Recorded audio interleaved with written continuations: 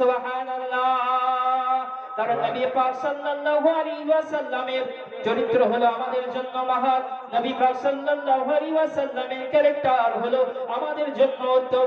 নবী পাক সাল্লাল্লাহু আলাইহি ওয়াসাল্লামের ক্যারেক্টার যদি আমরা মেনে চলি, তার চরিত্র যদি আমরা মেনে চলি, তো মহান আল্লাহ রাব্বুল আলামিন তার দ্বারা আমাদেরকে উপকৃত করবে। জোরে বলি সুবহানাল্লাহ। এজন্য আল্লাহ রাব্বুল আলামিন অপর জায়গায় বলেছে যে আমার নবী হলো তোমাদের জন্য হলো নমুনা স্বরূপ। অর্থাৎ তোমরা নবীকে অনুসরণ করে তোমাদের জীবন যাপন করো, তোমাদের সংসার করো, তোমরা আমার নবীর চরিত্র দেখে তোমরা খাওয়া দাওয়া করো, আমার নবীর চরিত্র দেখে তোমরা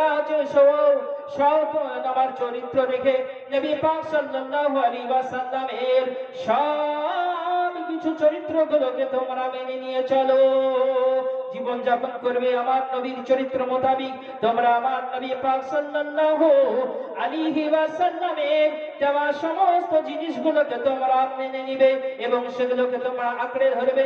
এজন্য মহান আল্লাহ রাব্বুল আলামিন অন্যত্র আল্লাহ ইরশাদ করেছেন, মা আতাকুমুর রাসূলু ফাখুযুহু ওয়া মা নাহাকুম আনহু ফান্তাহু। রব্বুল আলামিন বলছেন, হে বিশ্ববাসীগণ শোনো, তোমরা নবী তোমাদেরকে নবী যা দেয় তা তোমরা গ্রহণ করে নাও। নবী যা থেকে তোমাদেরকে বিরত থাকতে বলে তা থেকে তোমরা বিরত থাকো। তাহলে বোঝা গেল নবীর দেওয়া জিনিসকে আমাদেরকে মজবুত করে ধরতে হবে।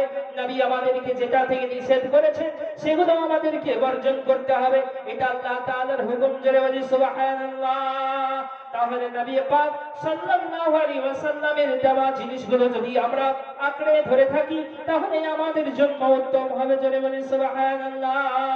একদিন আপনার নবী করিম সাল্লাল্লাহু আলাইহি ওয়াসাল্লামের বিবি আয়েশা রাদিয়াল্লাহু তাআলা আনহাকে জিজ্ঞাসা করা হলো, ও উম্মুল মুমিনিন আয়েশা রাদিয়াল্লাহু তাআলা আনহা, আপনি বলুন নবীর চরিত্র কেমন, নবীর ক্যারেক্টার কেমন? তখন আপনার আয়েশা সিদ্দিকা রাদিয়াল্লাহু তাআলা আনহা আপনার বলতেছে নবীর চরিত্র হলো কোরআন অনুরূপ। জোরে বলি সুবহানাল্লাহ। আয়েশা সিদ্দিকা রাদিয়াল্লাহু তাআলা আনহা বলছে নবীর চরিত্র কোনো আলাদা কিছু নয়, নবীর চরিত্র হলো পবিত্র কোরআন। কোরআনে যেমন ভাবে বলেছেন তেমন ভাবে নবী আমার প্রতিফলন করে। কোরআন যেমন ভাবে নির্দেশ দিয়েছে আমার হাবিব সেরকম ভাবে চলেন। অর্থাৎ নবীর চরিত্র হলো নিখুঁত, নবীর চরিত্র হলো আপনার ত্রুটিহীন। জোরে বলি সুবহানাল্লাহ। কোরআন যেমন ত্রুটিহীন, কোরআন যেমন নির্ভুল, কোরআন যেমন নির্ভেজাল, কোরআন যেমন আপনার সত্য, তেমন আমার নবীর ক্যারেক্টার, নবীর চরিত্র হলো আপনার নির্ভুল, নবীর ক্যারেক্টার হলো আপনার ত্রুটিহীন, নবীর চরিত্রের মধ্যে কোনো রকমের দাগ নাই। জোরে বলি সুবহানাল্লাহ। আয়েশা রাদিয়াল্লাহু তাআলা আনহা বলছে যে নবীর চরিত্র হলো কোরআনের অনুরূপ। তার চিন্তা করে একটা সূক্ষ্ম তথ্য দিই যাতে আপনাদের গবেষণা করতে বা চিন্তা করতে সুবিধা হয়। বলেন তো পৃথিবীর বুকে সবচাইতে বেশি জ্ঞান রাখে কোন ব্যক্তি? মানে একজন ব্যক্তির সম্পর্কে সবচাইতে বেশি জ্ঞান রাখে কোন ব্যক্তি বলতে পারবেন?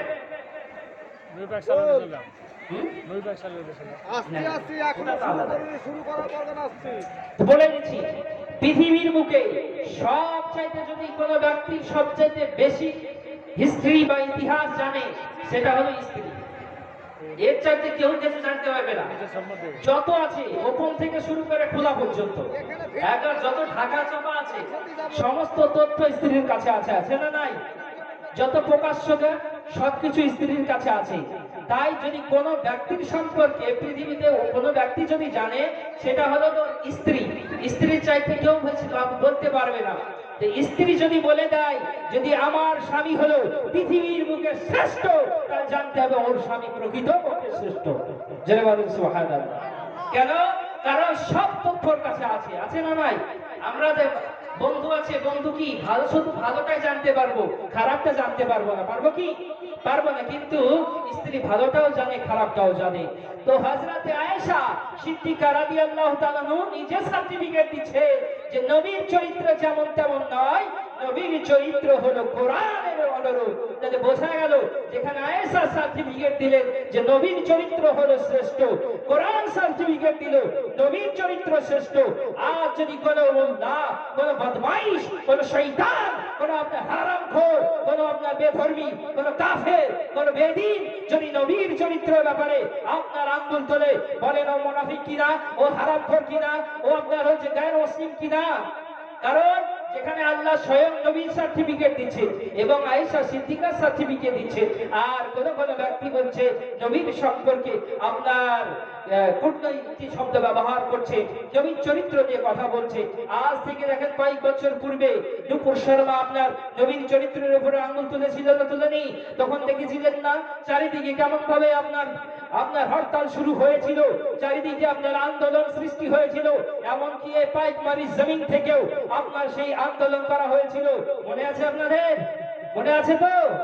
তাহলে চিন্তা করে দেখুন নবী পাক সাল্লাল্লাহু আলাইহি ওয়াসাল্লামের এত সুন্দর চরিত্র যে মহান আল্লাহ বলছেন নবীর চরিত্র হলো শ্রেষ্ঠ। আপনার আয়েশা সিদ্দিকা তিনার স্ত্রী বলছেন নবীর চরিত্র হলো কোরআনের মতো, অর্থাৎ নবীর চরিত্র হলো উত্তম। আর এই আপনার এই বর্তমান সময় এসে বলছে যে নবীর চরিত্রের মধ্যে খুঁত ছিল, নবীর চরিত্রের মধ্যে ত্রুটি ছিল। তাহলে বোঝা গেল ও আসলে মানুষ নাই, ও আসলে একটা জানোয়ার, ওর মধ্যে মানুষত্ব বোধ নেই। আপনার শুধু আপনার এই যে আপনার আয়েশা সিদ্দিকা বলেছে তা নাই, আপনার বিজ্ঞ বৈজ্ঞানিকগণ, বিজ্ঞ আপনার আলেমগণ, আপনার হিন্দু পাদ্রী, আপনার হিন্দু ঠাকুরগণ, তারপর হচ্ছে আপনার খ্রিস্টান পাদ্রীগণ পর্যন্ত তারা স্বীকার করেছে যদি পৃথিবীর বুকে কোন শ্রেষ্ঠ মানুষ থেকে থাকে সেটা হলো মুহাম্মাদুর রাসূলুল্লাহ সুবহানাল্লাহ। তাহলে আপনার অন্যান্য ধর্মের গুরুগণ পর্যন্ত আমার নবী পাক সাল্লাল্লাহু আলাইহি ওয়াসাল্লামের চরিত্রের ব্যাপারে আপনার সার্টিফিকেট দিচ্ছে। আর এখন বর্তমানে কিছু মানুষ এসে আপনার বলছে যে নবীর চরিত্রের মধ্যে ত্রুটি ছিল। বলেন এই কথা মানা যাবে কি? মানা যাবে কি? কখনোই নাই। নবী পাক সাল্লাল্লাহু আলাইহি ওয়াসাল্লামের ব্যাপারে এই ব্যাপারে কোন যদি কথা বলে এই কথা গ্রহণযোগ্য করা যাবে না, এই কথা গ্রহণযোগ্য হবে না, এই কথা মেনে নেওয়া যাবে না। এটা মুমিনদের জন্য কখনো মেনে নেওয়া যাওয়া অসম্ভব। কারণ এই কথা মনের ভিতরে আনাও হারাম, এর মধ্যে মনের ভিতরে কল্পনা করাও আপনার হারাম। হারাম হারাম হারাম জনে বলেন সুবহানাল্লাহ। তাই যেহেতু মহান আল্লাহ পাক সার্টিফিকেট দিয়েছে, আমাদের আর কারো সার্টিফিকেট দরকার নাই। যেহেতু আল্লাহ বলেছেন যে নবীর চরিত্র হলো সর্বোত্তম, নবীর ক্যারেক্টার হলো সর্বশ্রেষ্ঠ, সুতরাং নবীর ক্যারেক্টার অনুযায়ী আমাদের জীবন যাপন করতে হবে, নবীর চরিত্র অনুযায়ী আমাদের জীবনকে পরিচালিত করতে হবে, নবীকে আমাদের আদর্শ বানাতে হবে, নবীকে আমাদের মডেল করে নিতে হবে, অর্থাৎ নবীকে আমাদের মডেল হিসাবে নবীকে মেনে নিতে হবে। জনগণ সুবহানাল্লাহ। কিন্তু আজ বর্তমান সময়ে আমরা নবীর আদর্শ ছেড়ে দিয়েছি, নবীকে আমরা মডেল ভাবে নিইনি, বরং আমরা হচ্ছে অন্য জনকে আমরা মডেল ভাবে নিয়েছি। তা আমরা আমাদের যে জীবন যাপন করছি সেগুলো হচ্ছে নবীর আদর্শ মোতাবিক নয়, নবীর আদর্শের বাহিরে। ঠিক কিনা বলে? যেমন আপনার দেখছেন দাড়ি রাখছে না, দাড়ি রাখছে নবীর সুন্নাত মোতাবিক দাড়ি রাখছে না। কে দাড়ি রাখছে? রেখে বলছে যে এটা মোদি দাড়ি, মোদি দাড়ি রেখেছে, মানে ভারতের প্রধানমন্ত্রী মোদি যে দাড়ি, মোদির দাড়ি আছে না নাই, তা বলছে মোদি দাড়ি। কেউ বলছে যে কি বিরাট কোহলি দাড়ি, মানে বিরাট কোহলি দাড়ি রেখেছে, ওরকম দাড়ি রেখেছে, দেখছে যে বিরাট কোহলির দাড়ি, নাম দিয়ে দিয়েছে বিরাট কোহলির দাড়ি। কেউ বলছে মোদি দাড়ি। তাহলে নবীর চরিত্র ছেড়ে নবীর আদর্শ মোতাবিক তার দাড়ি না রেখে সে আপনার কি যে হিন্দু ধর্মে যারা রয়েছে তাদের অর্থাৎ যে ক্রিকেটারদের আদর্শকে সে আপনার অনুসরণ করছে, তারপর ভারতের যে মন্ত্রী প্রধানমন্ত্রী তার অনুসরণ করছে। কিন্তু আল্লাহ তো তা বলেননি, আল্লাহ বলেছেন নবীর অনুসরণ করতে, নবীর ক্যারেক্টার অনুযায়ী জীবন যাপন করতে। কিন্তু আমরা আজ এই বলছি, আজ আপনার হচ্ছে বলছে চুল কাটছে, কেউ এসে চুল কাটছে, চুলের যেমন ডিজাইন চুল, বুঝতে পারলেন? কেউ এসে বলছে যে রোনাল্ডো কাটি, দেখেছেন আপনাদের ভিআইপি কাটিং দেখেছেন, আপনাদের চুলের কাটিং দেখেছেন? এমন ভাবে চুল কাটছে, বুঝতে পারছেন? মধ্যখান খাড়া, চারিদিকে আপনার ফাঁকা, এরকম দেখেছেন? চুল কাটা দেখেছেন না দেখেননি? এই এরকম আপনার চুল কাটা কি নবীর আদর্শ মোতাবিক, নবীর সুন্নাতের মোতাবিক? না, কখনোই নয়। এটা হলো সুন্নাতের বিরোধী। এইরকম চুল কাটা শরিয়াতের বিধানে হারাম লেখা রয়েছে। যদি চুল কাটতে হয় নবীর সুন্নাত মোতাবিক চুল কাটতে হবে, নবীর সুন্নাত মোতাবিক খেতে হবে, নবীর সুন্নাত মোতাবিক পোশাক পরিধান করতে হবে, নবীর সুন্নাত মোতাবিক কথাবার্তা বলতে হবে, নবীর সুন্নাত মোতাবিক আপনার শুতে হবে, নবীর সুন্নাত মোতাবিক এক কথা আমাদের জীবনকে পরিচালিত করতে হবে। কোনো কাউকে মডেল বানানো চলবে না, কোনো পৃথিবীর মানুষকে মডেল বানানো চলবে না। যদি কাউকে মডেল বানাতে হয়, কাউকে যদি আদর্শ বানাতে হয়, কাউকে যদি অনুসরণ করতে হয়, তাহলে একমাত্র আমার নবী মুস্তাফা সাল্লাল্লাহু আলাইহি ওয়াসাল্লামকেই অনুসরণ করতে হবে। আল্লাহ তাআলা যেন আমাদের সকলকে সেই নবী পাক সাল্লাল্লাহু আলাইহি ওয়াসাল্লামের অনুসরণ করার তৌফিক দান করেন। সকলে বলি আল্লাহুম্মা আমিন। তো আল্লাহ বললেন কি যে কুল ইন কুনতুম তুহিব্বুনাল্লাহ ফাত্তাবিউনি। আল্লাহ তাআলা বলছেন হে আমার হাবিব, আপনি বিশ্ববাসীকে বলেন তারা যদি আল্লাহকে ভালোবাসে তারা যেন আমার অনুসরণ করে। যদি আমার অনুসরণ করে, শোনো কি আল্লাহ বলছেন, ওয়ায়াগফির লাকুম যুনুবাকুম ওয়াল্লাহু গফুরুর রহিম। আল্লাহ বলছেন যদি তারা আপনার অনুসরণ করে তাহলে আমি আল্লাহ তাদের গুনাহগুলোকে maaf করে দিব। জোরে বলুন সুবহানাল্লাহ। তাহলে যারা যত গুনাহ করেছে সে সমস্ত গুনাহগুলোকে আমি maaf করে দিব। কেন? আল্লাহু গফুরুর রহিম, কেননা আল্লাহ তাআলা হচ্ছে অত্যন্ত ক্ষমাশীল এবং দয়ালু। জোরে বলুন সুবহানাল্লাহ। তাহলে রব্বুল আলামিন আমাদের সমস্ত গুনাহগুলোকে maaf করে দিবেন। কোন গুনাহ? ভাবেন না যে সব মাফ করে দিবে। সব বলতে এখানে গুনাহের সাগীরা গুনাহকে বলা হয়েছে। কোন গুনাহ? সাগীরা গুনাহগুলোকে আল্লাহ তাআলা maaf করবেন, কাবীরা গুনাহ আল্লাহ তাআলা এখানে maaf করবেন না। গুনাহ আপনার দুই ধরনের হয়ে থাকে। আপনার এক ধরনের গুনাহ আল্লাহ তাআলা অতক্ষণ maaf করবে না যতক্ষণ পর্যন্ত যেখানে গুনাহ হয়েছে, যার কারণে হয়েছে, যেভাবে হয়েছে তার কাছে যদি ক্ষমা না চাওয়া হয়। উদাহরণ আপনি বুঝতে পারবেন। বুঝতে অসুবিধা হয়েছে না? বুঝতে অসুবিধা হয়েছে? তাহলে উদাহরণ দিয়ে বুঝিয়ে দিই।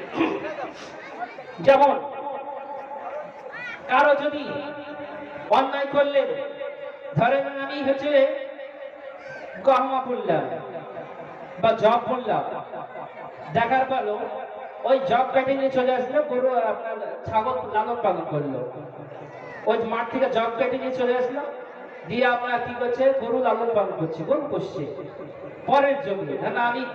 আমি বলেছি আরেকজন, আপনি ধরেন কাটিয়ে নিয়ে চলে যাচ্ছে। এই গুনাহ অতক্ষণ পর্যন্ত মাফ হবে না যতক্ষণ পর্যন্ত আমার কাছে ক্ষমা নাই চাইবেন। আল্লাহর কাছে আপনি যতই কাঁদেন, আল্লাহ তাআলা এটা মাফ আপনার করবে না যতক্ষণ পর্যন্ত যার হক তার কাছে ক্ষমা না চাওয়া হবে। এই জন্য সব গুনাহ আপনার মাফ হয় না। তাহলে গুনাহ মাফ হবে যদি বান্দার যদি হক মেরে থাকে, বান্দার কাছে আগে ক্ষমা চাইতে হবে। বান্দা যদি ক্ষমা করে তবে আল্লাহ ক্ষমা করে দিবে। আর আল্লাহর হক যেটা রয়েছে আল্লাহর কাছে চাইলে আল্লাহ ওটা ক্ষমা করতে পারে, ক্ষমা করে দিতে পারে। কিন্তু বান্দার হক যদি মারে, আল্লাহ তাআলার কাছে যতই কান্না করে, আল্লাহ তাআলা কিন্তু সেটা ক্ষমা করবেন না। অর্থাৎ যার অন্যায় করেছে তার কাছে প্রথমে ক্ষমা চাইতে হবে। সেই ব্যক্তি যদি ক্ষমা করে তবেই আল্লাহর কাছে ক্ষমা পাওয়ার যোগ্য। আল্লাহ তাবারক তাআলা যেন আমাদেরকে সে বুঝার তৌফিক দান করেন। সকলে বলি আল্লাহুম্মা আমিন। এবং নারায়ে তাকবীর, নারায়ে রিসালাত, ইয়া আলা হযরত জিন্দাবাদ। পাঁচমারি ইসলামিয়া নুরুস সালাত মাদ্রাসা আহলে সুন্নাত ওয়াল জামাত হযরতুল আল্লাহ মাওলানা মুহাম্মদ জীবনী গায়ে বক্তা মিজানুর রহমান রেজভী সাহেব জিন্দাবাদ। বক্তা উপস্থিত হয়ে গিয়েছে। আমি আপনাদের আর বিলম্ব করছি না, আমি সমাপ্ত করব। তো যাই হোক, আমি আপনাদের সম্মুখে আলোচনা করেছিলাম